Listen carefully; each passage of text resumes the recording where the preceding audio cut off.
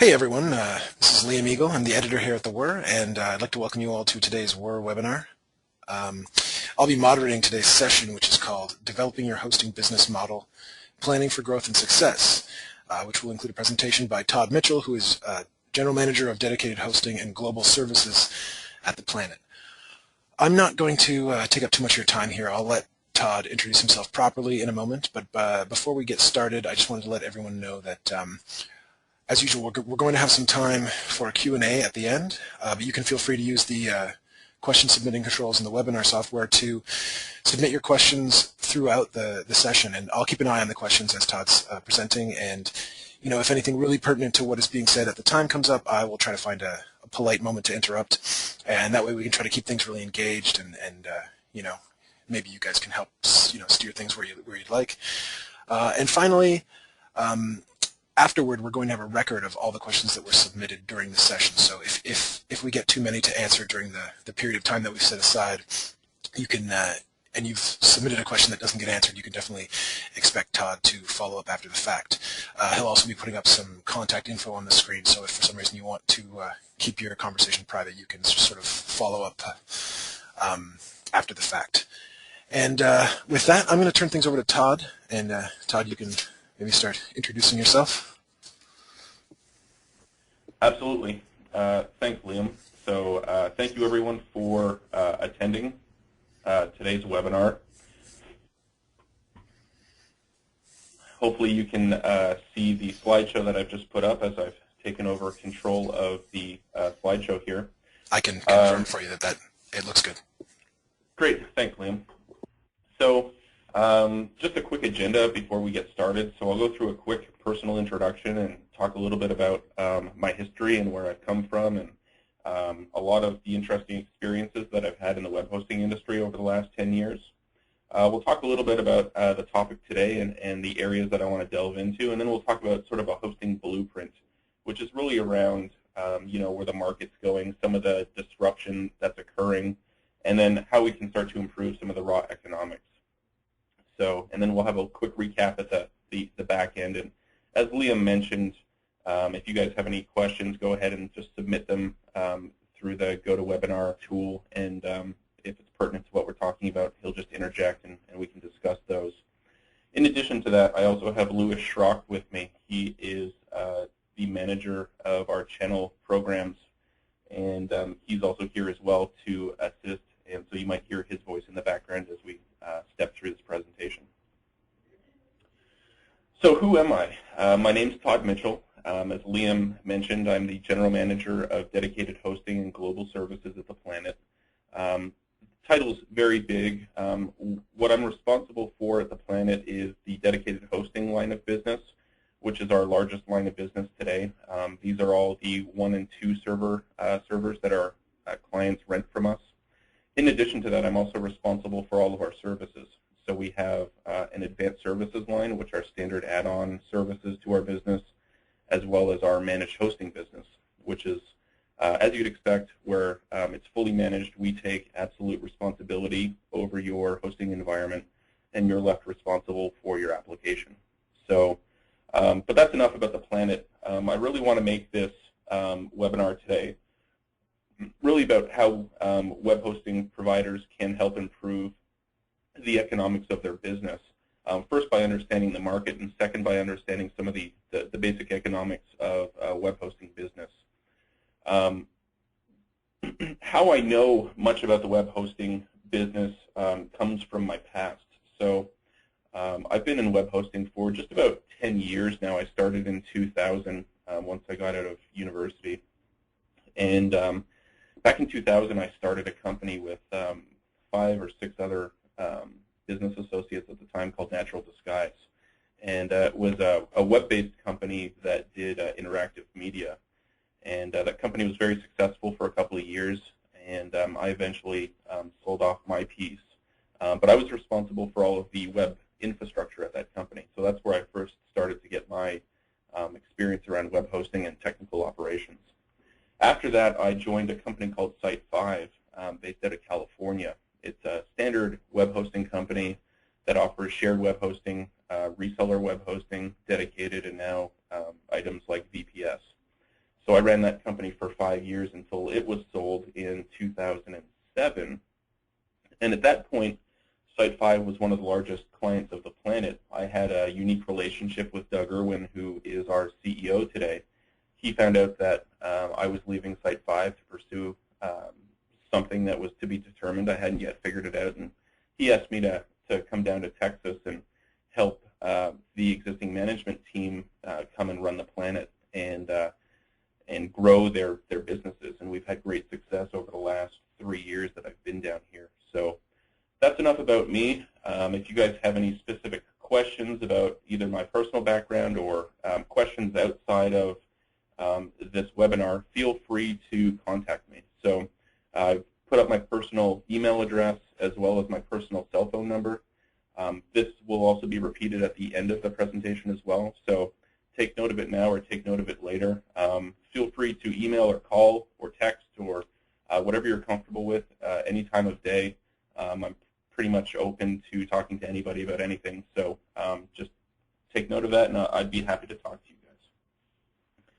So moving forward, obviously the presentation today is about developing your hosting business model and how do you improve it. And one of the key components to really any business model is just the business plan as a whole, understanding what you'd like to do as a business, the customer segments and who you actually want to go after as maybe a vertical. What are your products going to look like? Maybe what your service level agreements are going to look like. Who are you going to host with? Are you going to rent, lease servers? Are you actually going to go purchase them in colo? So there are many, many aspects to a business plan. Now, today I'm not going to go through all the details of a business plan. If we find that what I speak about today is useful, we can certainly expand this series to incorporate many more aspects.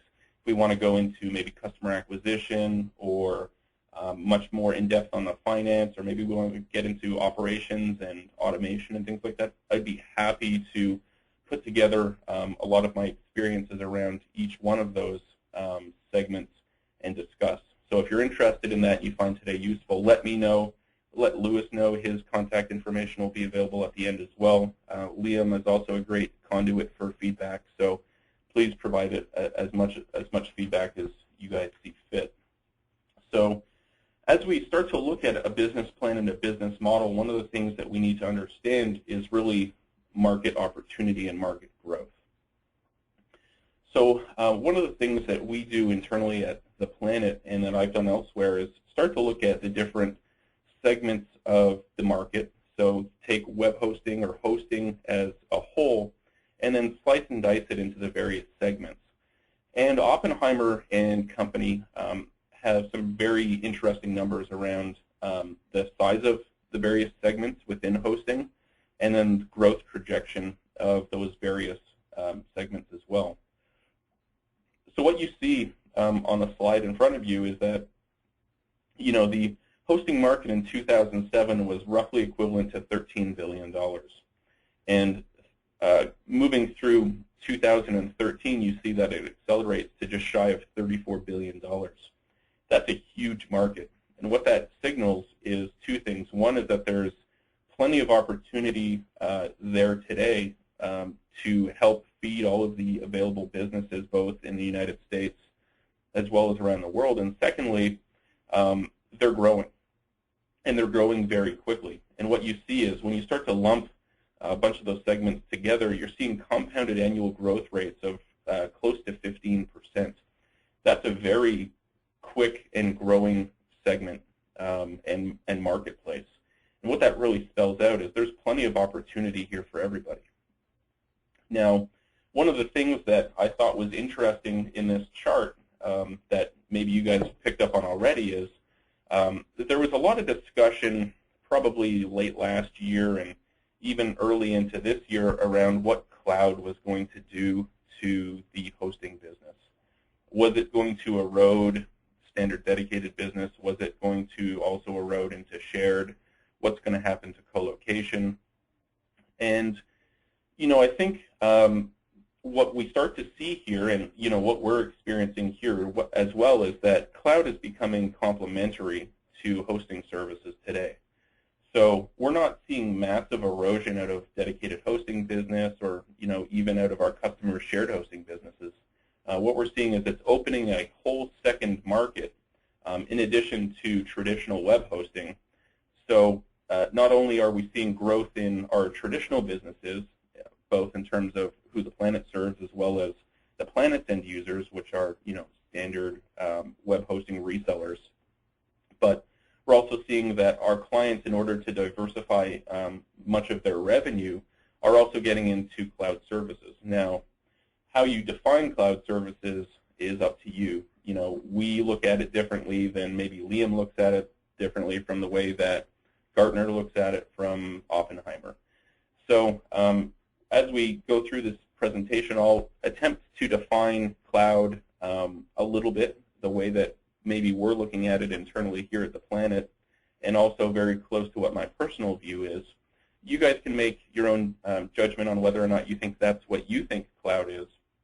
But from a macroeconomic perspective, what we see is not a lot of erosion and continued growth of both cloud and traditional hosting services. So if you're in hosting today, good news. There's still going to be plenty of market and plenty of growth available today. And if you're looking to get into web hosting, there's plenty of growth still to come, at least out to 2013, where we're projecting today, alongside Oppenheimer. And there's plenty of pie there, so everyone can have their piece. So as we start to talk about the maturity level of hosting services and where some of the disruption might come from, I thought it would be pertinent to bring forward Gartner's hype cycle. So Gartner has a hype cycle called Emerging Technologies, and it includes everything from robots to voice-activated copiers to anything that you can imagine that isn't quite here yet, but might make it someday. And the interesting part about the Gartner chart is that things make it through the chart at different speeds. So not everything goes through the 5 different sections at the same speed. So let me explain this chart a little bit. And we'll go from right to left because I think it's easier to consume it that way. So on the far right-hand side, you see the plateau of productivity, and the furthest most right is co-location. And what that's really saying is that co-location is a very mature business. Everyone, largely who's in the market to buy co-location, understands what it is. And there's been enough definition on what co-location is that there's not tons of variance in what co-location means. So for instance, if you walk down the street and you speak to our company or you speak to one of our competitors and ask for co-location, it means roughly the same thing. There's not a massive amount of variance like you might find in cloud today, where if you speak to 10 or 15 different people, you'll likely get 10 or 15 different responses just because it's so new. Now, moving further left, you start to see that shared hosting and dedicated and managed hosting are also in the plateau of productivity. And companies like GoDaddy have certainly helped that because they have spent a lot of marketing money, specifically around the Super Bowl, educating users on what web hosting is. Now, they certainly take the domain tactic and then sell you web hosting in addition to your domain. However, it's also allowed people like my parents, for instance, who largely didn't understand web hosting and didn't understand what their son did for a living, they start to get a better idea of what exactly web hosting is. Now, of course, they don't understand all the underpinnings of what exactly the company does or what a data center is or how a network works, but they at least understand that I can go get a .com and then it's hosted on a server somewhere, and that's shared hosting. Dedicated hosting obviously came to light a little bit after shared hosting, and that was largely done by Everyone's Internet and the Planet, starting in sort of the late 90s and the early 2000s, where they really drove down the cost of a dedicated server to make it much more commoditized so that everyone could get into the web hosting game. And so that has also matured very much over the last 10 years to the point where when you say you want a self-managed dedicated server, everyone basically understands what you're looking for and what they need to provide. Next is virtualization. This is an interesting technology. It's gone through the hype cycle over the last 4 years, maybe 5 years, and it changed as it went through the hype cycle. So as it was originally triggered, there was inflated expectations, and that's as it started to move up this hype curve. And everyone thought that with virtualization they were going to be able to consolidate all their servers, save lots of operating expense. They wouldn't have to spend a lot of CapEx, capital expenditure, because they were going to be reducing their footprint. And after a couple of years, it finally shook out that that largely wasn't going to be the case, but virtualization was actually going to assist with things like disaster recovery. And it may actually cost you more to implement virtualization and not less. So there's been a radical change in where virtualization started and largely where it ended up, which is great. Now it can start to move through the slope of enlightenment and then more towards the plateau of productivity where everyone understands what virtualization is and they understand what they're buying. Next is cloud. Now, virtualization took likely 4 or 5 years to make it through that slope. Cloud is moving at a much more rapid pace. And I think it's happening for 2 reasons. One is that cloud is largely based on virtualization, and virtualization paved the pathway for cloud. So it opens up a bunch of doors for it, so it doesn't have to break down a bunch of barriers. And second with cloud is there's such high levels of hope for what cloud can do or will do that people are investing a lot of money into it. So that's accelerating the rapid development of what cloud will eventually be.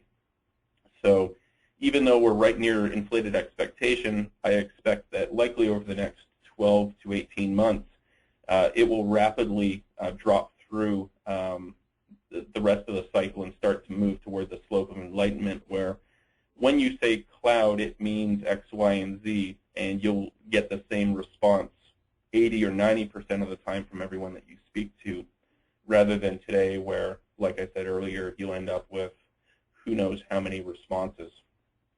So it will be nice to have cloud eventually come through that hype cycle.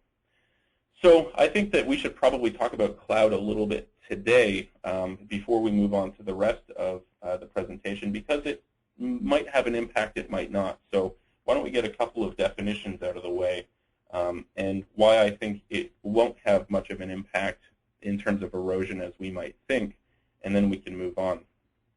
So first, I thought it would be pertinent to show just a picture of a cloud and market disruption.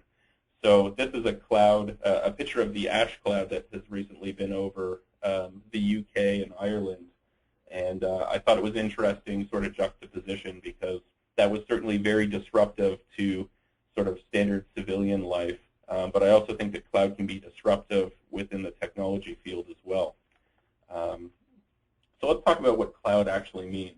So when you break cloud down to really what some of its fundamentals are, I think there's really 4 things that you can hang your hat on. First is scalability, and that is really that it has the ability to cope with any capacity demand, meaning that, say you're a holiday gift card shop, and around November and December you have a massive influx in demand because of the product that you sell. Cloud should help you scale with that demand. Also, elasticity is not only does it have to scale, but it also needs to shrink once you're done. So as you'd expect for 2 or 3 months out of the year, a holiday gift card shop will be very, very busy, and then the rest of the year they will likely not be that busy, save maybe Valentine's Day and some other holidays. So it needs to shrink as well. Third on the list is utility billing.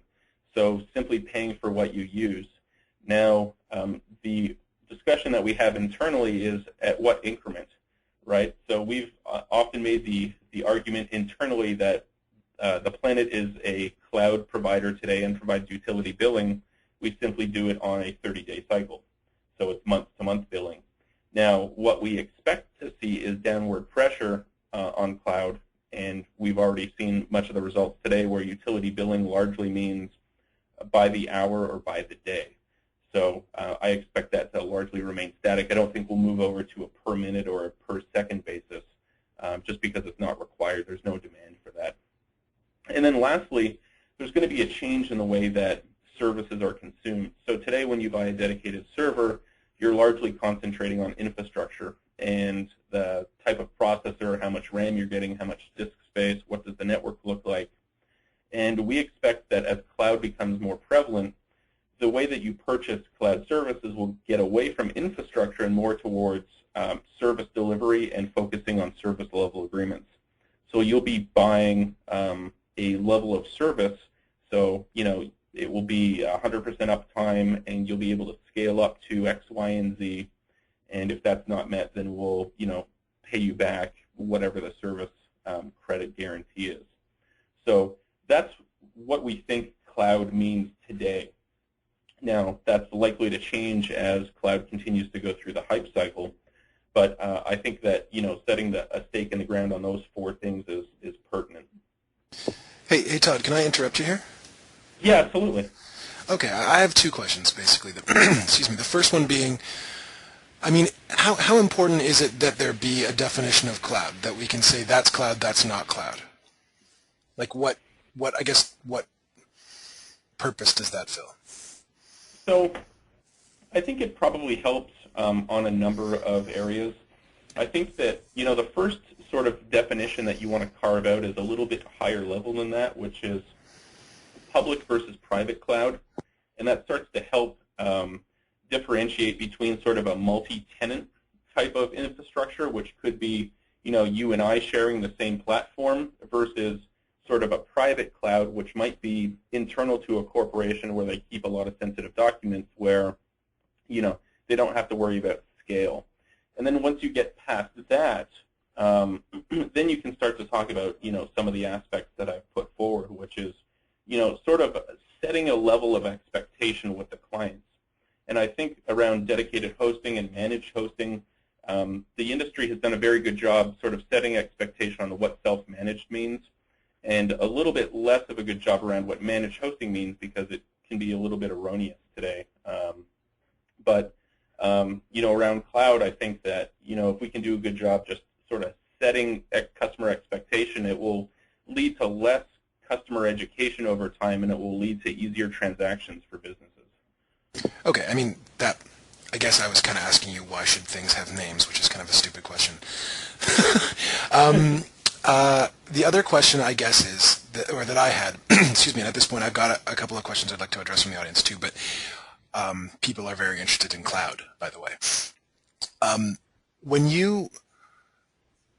Do you envision a point where it's possible to say, yes, that's a cloud, no, that's not a cloud? Because I've seen Jack Zubrev from Parallels make he has a sort of argument that he brings up because they have their definition of cloud, which is very, very broad.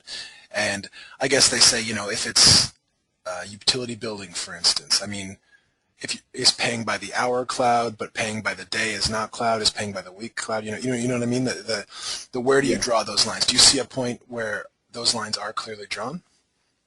Yeah, so I think, as cloud matures, we'll start to see a clear demarcation of what cloud is and what cloud isn't.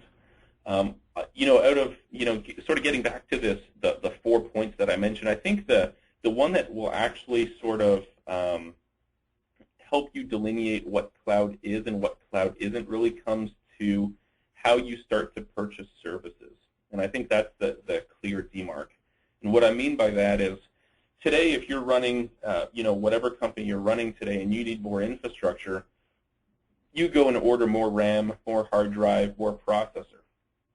And it's sort of a very tactical, commodity-based type of approach where, you're actually racking and stacking a server, and you understand that from a capacity planning perspective. But, I think the shift to cloud leads to different buying and different service level. And what I mean by that is, you stop buying infrastructure and you simply buy sort of uptime, if you will.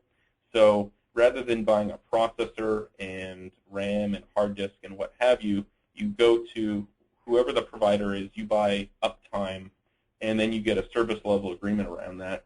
And then you don't really have to worry about capacity because cloud, based on the definitions of today, should scale up and scale down with you. So you're less worried about capacity planning and just sort of worried about uptime, if you will. And as things mature, we'll see that definition expand and contract. But for right now, I think that's really sort of where we're headed.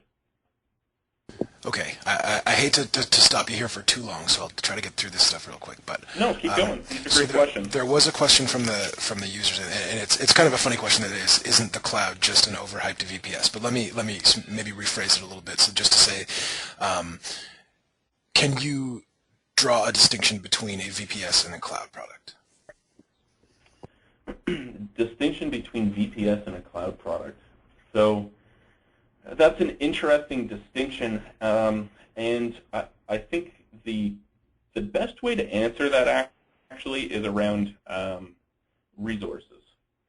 So there's probably more than that, but let's talk about resources first, and then we can talk about some of the other attributes. But if you look at traditional VPSs or virtual private servers, what you end up with is shared resources, much the same as standard shared web hosting, where you put 10, 25, 50 clients on a server, and they're all sort of battling for resources. Now, the flip side to that is generally in cloud, what you see is when you purchase an operating system instance or service from a cloud provider, you're given dedicated resources. And I think that's a clear delineation between what a VPS is and what cloud services are. So if you go and buy cloud services today from any one of the providers out there, you understand that you're getting dedicated CPU, dedicated RAM, and dedicated disk space. Where on a VPS, you're probably sharing resources around the processor. You're probably sharing resources around RAM, where other clients can actually affect the performance of whatever application you're running. So I think that's the sort of first delineation between the two is around resources and what's yours and what's shared. And then the second aspect is around sort of scalability and elasticity, where a VPS generally is hard-coded in terms of limits. So, you're only allowed to get so much processor or so much RAM, where on the cloud side, depending on the provider, you can essentially burst up or scale as quickly and to as much as you need. And then as that demand shrinks and you no longer need that burst, everything will contract. And if you were to have, maybe your site is flash dotted, for instance, under a VPS, there's a high likelihood that it would fail because you don't have the ability to add resources very quickly, where on the cloud side, you have, what's promised as sort of infinite resources, where you can scale up sort of indefinitely until, your demand is over with, and then everything scales back down. So I think those are sort of the two clear delineations. One is just, sort of what I spoke about, and then first is around sort of the just resources and what's assigned to you and what isn't. Okay, and then one more thing is somebody has a circumstance where they talk about, they see the cloud, they associate it with latency or slower speed, performance issues. Is that, how much of that is true? So from what I've seen in some of the testing that we've done internally, so we've obviously kept a very close eye on cloud because we think it's important, and we think that it's certainly the future for a segment of the hosting business.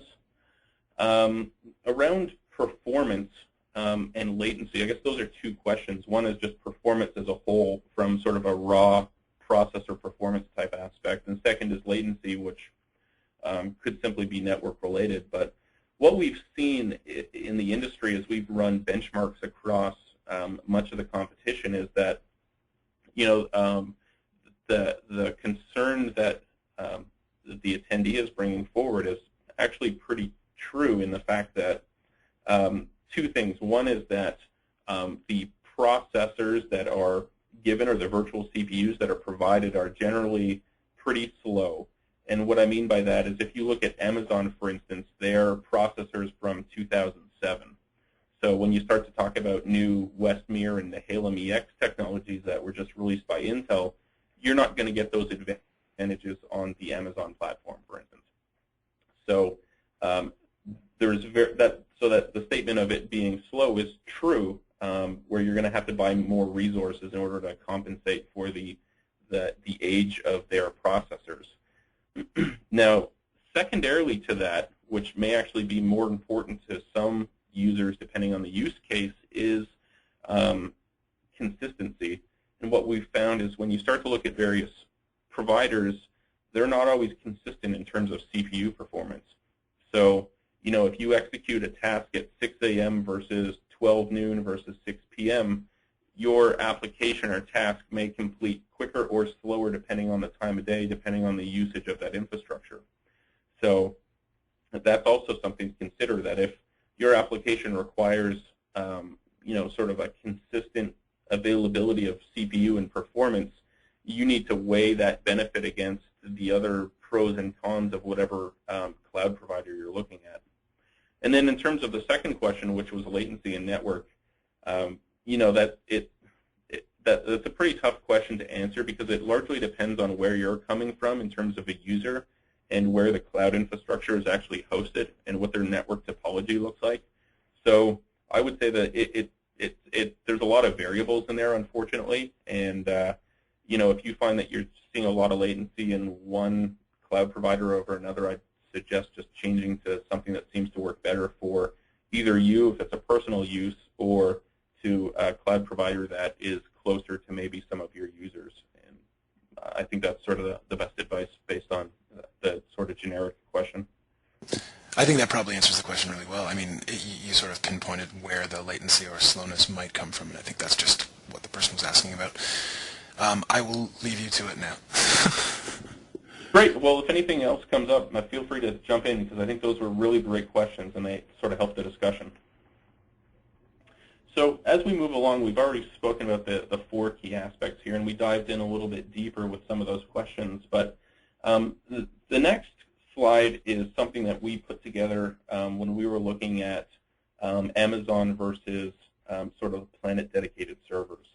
And this isn't really a comparison of Amazon versus the Planet. This is just a comparison of utility billing versus sort of a static dedicated server cost. And what you start to see is that with Amazon and other cloud providers, there's a premium that you pay for hosting on their environment. And as you start to drill down a little bit, what you find is with most cloud providers who are on a utility billing basis, it is generally more cost-effective for you to be on their platform for a short period of time. So if you have sort of very spiky use, which is the lowest line in that graph, you'll pay a very small amount, sort of a marginal amount of money for the month because you're turning it on and off. Now, if you were to take the workload of a production server like you would have at the Planet or any other dedicated hosting provider and put it on Amazon, you're likely to actually pay a much higher premium than you would if you were to simply rent a machine for a full month. So what this is illustrating is that, certainly the platforms, the cloud platforms are good for some things. They're not great for others. And not great for others is really the price premium you'll pay for a 24/7 hosting environment. So if you actually have something that needs to stay online 24/7 for months at a time, you're likely paying a premium if you're sitting on Amazon, and you're much better off moving your infrastructure over to dedicated hosting today or managed hosting, or even colo if you have the available CapEx and you're okay with signing sort of longer-term contracts. Now, so this is just another point around market growth and why we're not seeing that cloud is providing a lot of erosion into self-managed dedicated servers or even managed hosting, because that price premium still exists. Now, if we find that the larger cloud providers start to eliminate much of that premium for sitting on top of their infrastructure for 24/7, we might start to see additional downward pressure from a pricing perspective, as well as start to see some erosion around the install bases of standard dedicated hosting. But as the price premiums remain in effect, which they have and pretty steadily over the last couple of years, we don't expect to see much of the erosion that was previously a concern for much of the industry. So moving forward and changing gears a little bit, so now that we've spoken about market disruption a little bit, let's talk about sort of raw economics of web hosting. So the slide that I have up on the screen right now is sort of a side-by-side.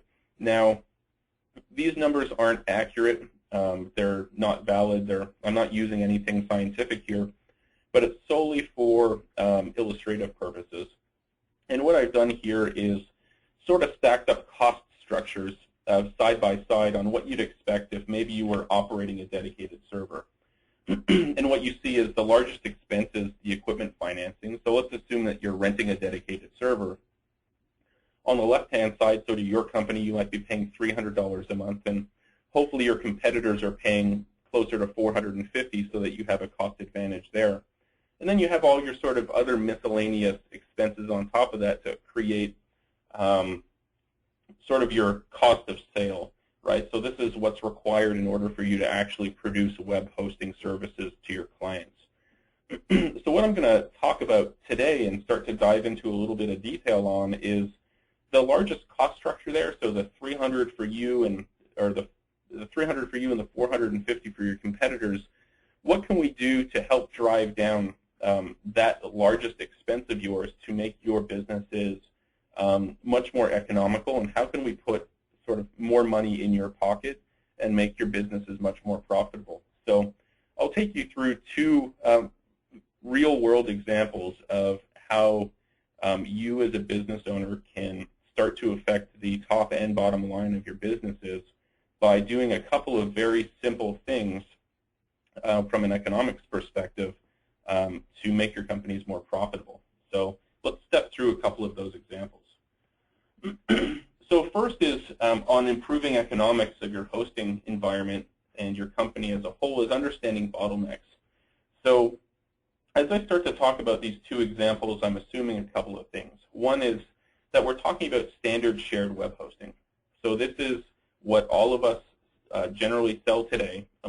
The vast majority of our install base of our resellers sell web hosting today, and it's the standard $5 a month based off of Plesk or cPanel or any of the other great control panels out there. So it's very simple web hosting.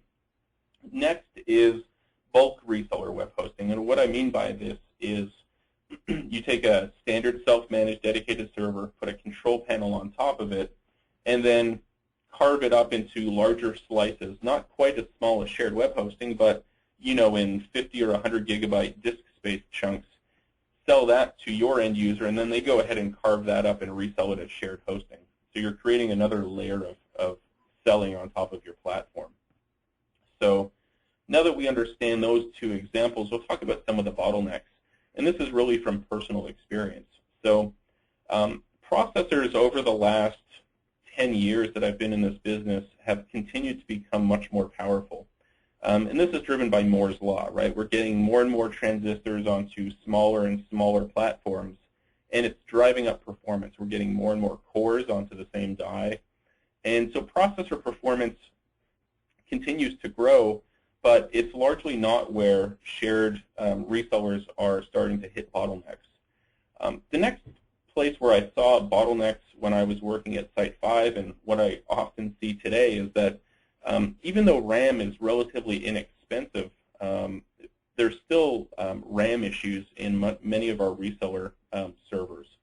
And what I mean by that is a lot of resellers might just keep in the standard 2 or 4 gigs of RAM and put on the standard load of clients and let the system swap a lot. And as a result, you're using more disk than you should. And so a lot of solutions around performance have come from simply adding more RAM. And what we're finding is as the processors have increased in performance, clients have realized this, and they're also starting to add more RAM in. So a lot of our resellers are putting in 12 to 24 gigs of RAM right off the bat because they know that it's going to get consumed very easily.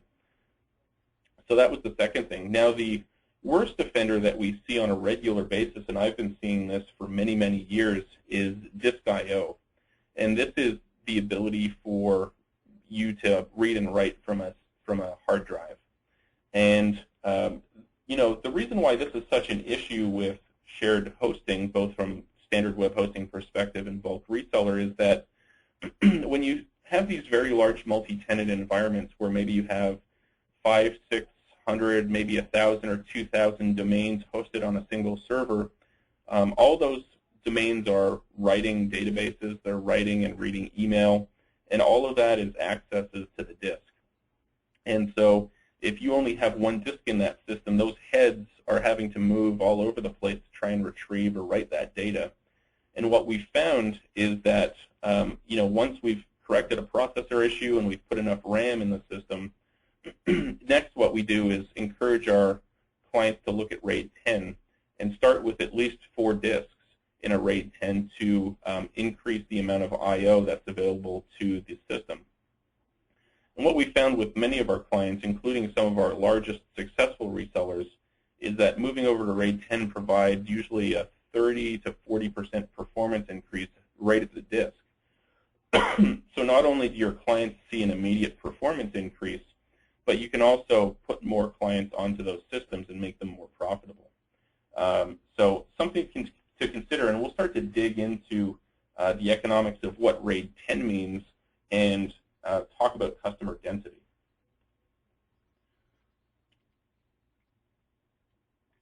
So as we talk about customer density, I thought I'd use 2 real servers that the Planet sells today. By no means is this a sales pitch. It's simply data that I had access to, so I used it as an easy example. So the first example that I've outlined here is a single processor machine and what I call moderate P to P ratio. P to P is price to performance. And what we do internally is we take all of the processors that come in from Dell and Intel, and we run a benchmark against them so we understand what their raw performance is so that we can sort of compare them against each other. And then we take that raw number and simply divide it by the price, and you end up with a power to performance ratio. The Xeon 3210 is actually a moderately well-performing server for the price that we offer it at, which is really great. This is Intel's first quad-core processor that was released. And so the example that I use here is taking the 3210, putting in a couple of 500 gig SATA disks, adding RAID 1, putting 8 gigs of RAM in the system, putting on Red Hat and a basic control panel, and it comes out to $264 a month. That's retail cost today that you could buy the system for off of our website without any promotions. Now, if you take the example of putting 250 clients on this server in a standard shared web hosting environment, you end up with $1,250 from a gross revenue perspective if you charge $5 a month. Now, if you do basic math, what you find is you take your gross revenue from sales, which is $1,250 a month, reduce it by your operating expense, which is your server, and your gross income is just shy of $1,000 a month. So a very simple example of a server that many of our clients are using today for shared hosting. Now I'll move on and talk about a slightly different server and show you how customer density actually plays very well to your favor and how spending a little bit more money can actually make you more profitable. So let's talk about a brand new server that we have in the fleet today, which is a Xeon 3450. This is a single processor, 4-core machine. It's part of the new Nehalem chipset from Intel.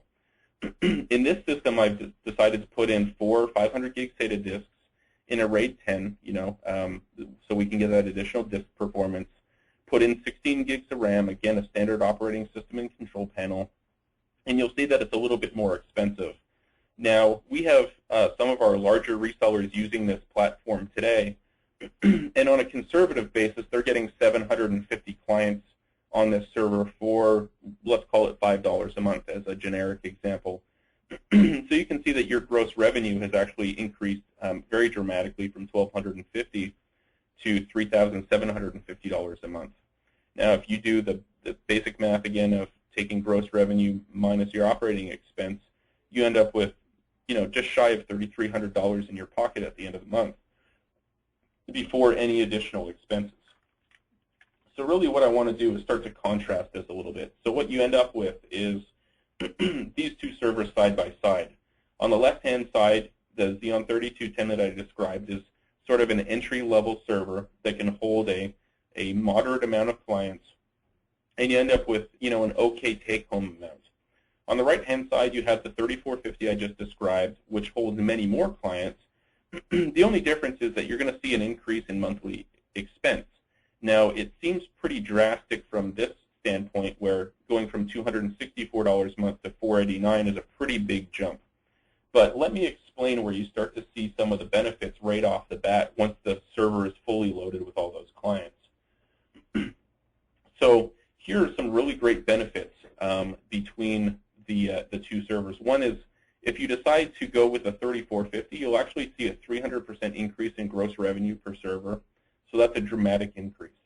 You also start to see a 230% increase in gross income per server, just from a raw perspective. You'll get 200% more clients on one server rather than having to manage a whole fleet of servers. And that's where you get a 200% reduction in the number of servers you're managing. So rather than having to manage 3 servers, do 3 software updates, 3 Apache recompiles, what have you, you're just doing 1 recompile. And then finally, it's only an 85% increase in monthly expense. So you can see that there's, massive tangible benefits to going with a slightly larger machine with an increase in expense that is actually not that great. So, this is just some of the basic mathematic equations that we help our resellers with when they come to us looking to grow their business. Just recently, we had 2 of our larger resellers in, and we were talking about the same issue. And they were discussing some of the older technology that they were on and the number of clients that they had from a density perspective. And I took them through these various equations using their actual servers versus what we thought would work well for them. And what they saw was they could actually decrease the size of their server fleet, allowing their system administrators to free up to do other things, be a little bit more proactive when it comes to server maintenance and uptime and reliability. And they also saw an increase in financial performance. They saw an increase in gross revenue. They saw an increase in net income. And as a result, it made a lot of sense from a financial perspective for clients to start to consolidate onto machines with high power performance ratios. So the 3450, which I described, has a very, very good power to performance ratio. It's a brand new chip from Intel, has the Nehalem chipset, has DDR3 RAM, and we've priced it very aggressively so that our resellers are picking it up and running with it, and it makes their businesses much more profitable. So something to consider when you're looking to pick out a new server. Don't always go with the lowest price server. Start to configure it a little bit more and start to consider customer density, because what you'll find is you can actually make your business much more profitable and much more efficient by using a lesser number of servers. Next is the second and final example that I want to sort of take everyone through, which is just talking about scale at a very basic level. So one of the things that we did at Site 5 was initially we had our servers spread out amongst 3 different providers. We thought it was a good idea not to keep all of our eggs in one basket until we realized we were actually doing some harm to our business. And what I mean by that is we weren't taking advantage of our economies of scale, where we could leverage one of our vendors to give us the best possible price through their reseller programs. And as a result, we weren't achieving the lowest price possible for our servers. So in an effort to consolidate onto a single provider, we started to look for specific attributes of our providers, which included, geographically dispersed data centers. So, if you don't want to have all your eggs in one basket, when Site 5 moved all of its stuff to the Planet, we put stuff in Houston, we put stuff in Dallas. Excuse me, and as the company has grown, they've also put stuff elsewhere. In addition to that, you want a worldwide redundant network so that any given incident won't affect your entire server fleet. And lastly, multiple network operations centers so that, excuse me, so that at any given point, someone always has eyes on your server. Excuse me while I take a quick drink.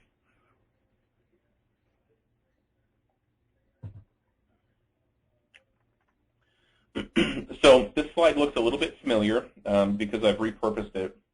The only difference is when you start to talk about economies of scale, the important thing to consider, of course, is how do you start to leverage them?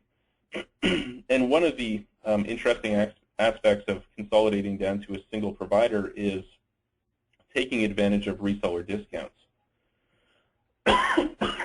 And what I've illustrated here is the numbers we spoke about before were retail pricing.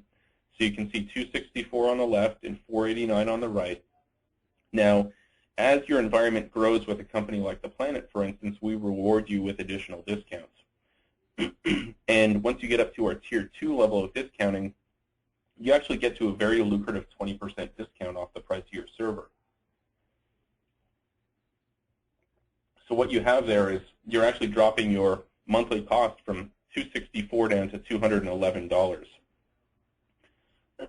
And what this does is, at the end of the day, your gross income actually starts to grow because you're putting more money back into your pocket as opposed to paying your provider.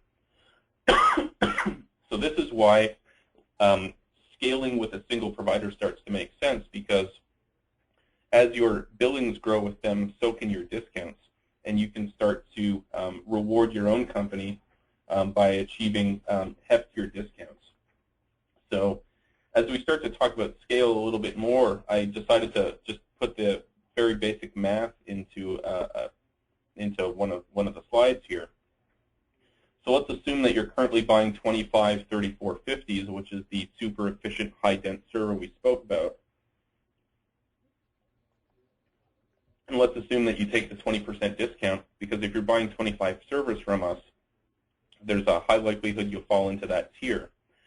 And so if you were paying a retail pricing, say that you had your servers spread out amongst multiple providers, you'll likely pay $146,000 a year. Now, if you have everything at the Planet and you take advantage of our 20% discount, you end up with a yearly bill of $117,000. So the math is very simple, where at the end of the year, you've basically saved $30,000 that goes right to the bottom line, right into your pocket, because you've consolidated everything and taken advantage of your economies of scale. Hey, Todd. Yep. I just answered a couple questions, but I just looked up and noticed that just wanted to let you know that we're less than 10 minutes away from 3 o'clock. Great, thanks. So I only have a couple of slides left, and do you have any questions you'd like to interject, or would you like me to continue? No, please carry on. I just thought I'd let you know since we're getting close to the end and I hadn't warned you yet. Great, well, thanks.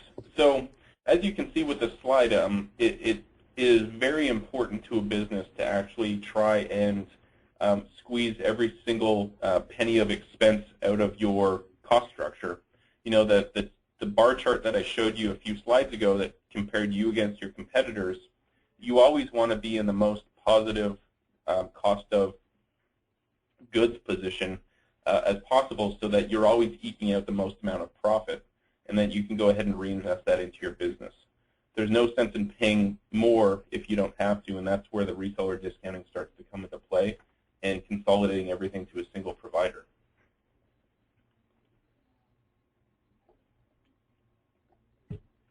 So as a quick recap of what we've spoken about today, all the hosting segments are actually growing, even in the recession. So we're all in a really good position for those who are operating hosting businesses today. And if you're actually looking to get into hosting today, there's still plenty of pie available for everybody. So jump in and enjoy hosting. It's actually a really unique and interesting business.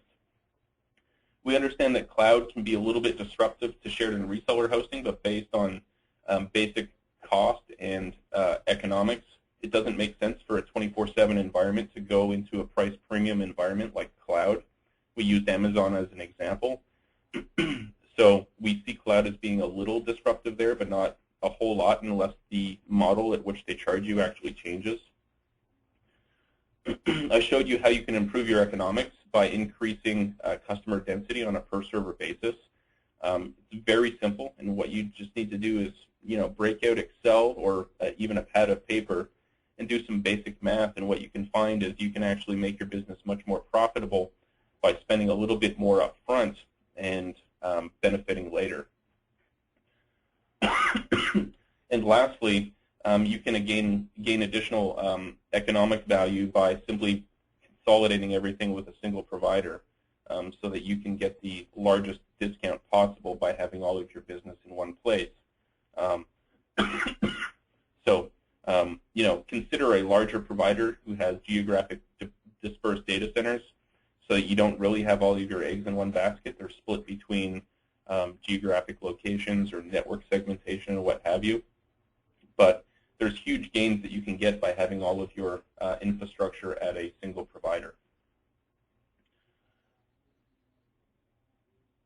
So that really concludes what I wanted to discuss today. You can see that, from all the different standpoints that I spoke about, hosting is continuing to grow. It's a fun and profitable business. You just have to look at things from a macro and a microeconomic perspective to ensure that your business remains profitable and you can continue to reinvest profits, so that your business will continue to grow and be successful.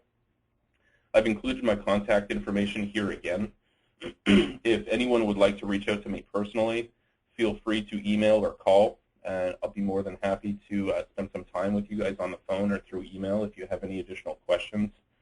I'm also very interested in feedback as well. So as I mentioned a little bit earlier, you can reach out to me if you have specific feedback. I also have Louis Schrock's information on the screen as well, if you'd like to reach out to him. And he's done a really instrumental job in ensuring that today would go off without a hitch, in addition to Liam. And of course, if you don't feel comfortable reaching out to us directly, feel free to reach out to the WER and Liam directly and filter your feedback through him, and we can certainly sync up and figure out how we can either make a session like this more interesting. And secondly, if you found today's session super interesting, we'd like to continue down the path of expanding this series to include things like operations, customer acquisition, and the like. So let us know if this was of value to you, and we'll be more than happy to put the elbow grease in to ensure that we can get these out to you maybe on a fairly regular basis, so that we can get together maybe once a quarter or maybe more frequent than that. So on that note, I'll hand it back over to Liam. Just personally, thank you very much for investing an hour of your time with me today. Hopefully you found this very interesting. And again, if you have any feedback, reach out to any one of us, and we'll be more than happy to discuss and go from there. So Liam, back over to you. Okay, well, I mean, we've got about 50 people on the session, and we could probably, if people want to stick around for a couple of minutes, I can try to ask a couple of the questions we've got left here. I don't think it should be too much of a problem if we go a few minutes long. Sure. Okay, so I guess one person had asked, and I think this is kind of interesting, but and I'm sorry, I can't necessarily tell if it's from the perspective of a hosting provider or the perspective of a customer, but they wanted to know where they might find a model SLA or an example of a real-world SLA, and I think that refers specifically to cloud. So, well, I think you can go to any one of the cloud providers if you're looking for a service level agreement. They usually have them at whatever their name is /legal, or look for a legal link on their website, and you can go and find their acceptable use policy, master service agreement, and likely their service level agreement. So that's your best place to look. If you're starting a company and you're looking for someone to draft one for you, I'd suggest that you probably reach out to your attorney. And a lot of attorneys have sort of templates that are already baked for service items like cloud hosting, for instance. Okay. There's a couple of questions that are more specifically about the services at the Planet, and just because they're very specific, I'm just going to let you answer those sort of after the fact, because I think it's people who are looking for maybe links to specific products and things like that. I'll leave that for afterwards. So if you submitted something along those lines, you'll probably get an email tomorrow or later this week or what have you, but those questions are not being ignored. They're just maybe better left to after the fact. There's somebody here who has a question about whether you think VPS is just like shared or reseller hosting, a sunset business. Wow. So I actually don't think that web hosting, shared web hosting, or VPS/VDS is a sunset business at all. I think that when it comes to use cases, shared web hosting and VPS accommodate very specific use cases. And when you start to contrast shared web hosting against cloud, for instance, and whatever the cloud service might be, some cloud services are actually very difficult to use. It's much the same as sort of a raw, bare metal dedicated server where you actually need to be a system administrator to actually make it work, right, to actually serve out content. Now, the advantage of shared web hosting, for instance, is the fact that they have a control panel on top of it where it's user-friendly, it's intuitive, and it's very easy for you to set up your blog or set up photos of your family and what have you. So by no means do I think shared web hosting is in a sunset phase. VPS and VDS might be on notice a little bit because they're largely similar to cloud, although cloud has additional benefits. We just have to wait for the reliability and service level agreements to come to cloud before I think we'll start to see sort of a larger shift over to cloud-based infrastructure providers. Okay. I just noticed a couple of people actually just made the same observation, which is like that they would like to see a webinar along these lines dealing more specifically with marketing and actually getting customers onto those servers. So I would like to tell people that that has been taken to heart by me, and we will probably do something like that somewhere down the line. Todd, I had a question, and maybe we'll make this the last one, but I'm curious about, do you see, I know you said do you see the cloud kind of, I know that chart you showed at the beginning had the market for cloud expanding along with the market for shared and the market for every other type of hosting all expanding. Do you see cloud kind of cannibalizing any part of any of those markets, or is it just an entirely new market that's just growing on its own, that's for different workloads that have nothing to do with shared, dedicated, VPS, whatever? So I think for now, just based on use case, cloud is a little bit off on its own right now. There's certainly some production stuff that's going into cloud, but if you actually need sort of mission-critical infrastructure to stay online, what you find is most people are actually avoiding cloud and still staying in the dedicated server realm. And I expect that to continue until we can start to see tangible results around reliability and service level agreements in the cloud. And I think once those finally come to fruition, where there's a strong track record for reliability, there's a strong track record for security, because it's obviously a multi-tenant solution as opposed to dedicated, which is largely segregated.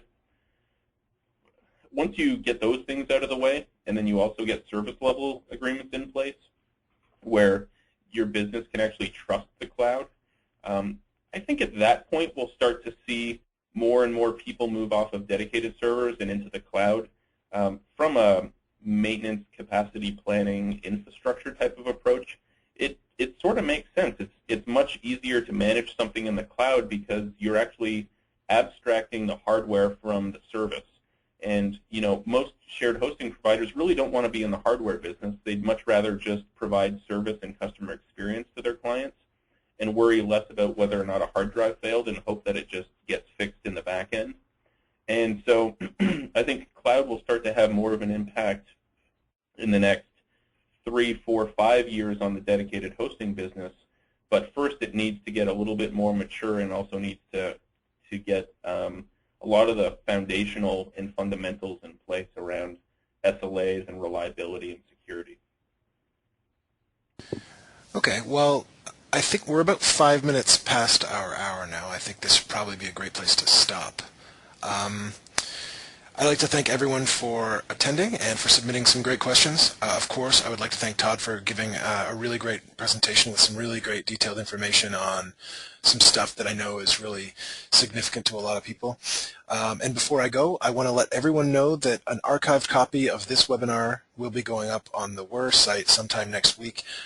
It'll be posted along with all of our past webinars at thewer.com/webinars. And I believe it'll be up on the Planet site. Also, Todd, do you know where it'll be? We'll likely put it up on the blog. So we'll Okay. work with Kevin Hazard, who works in communications here, to get a blog post up with this. So expect it at blog.theplanet.com.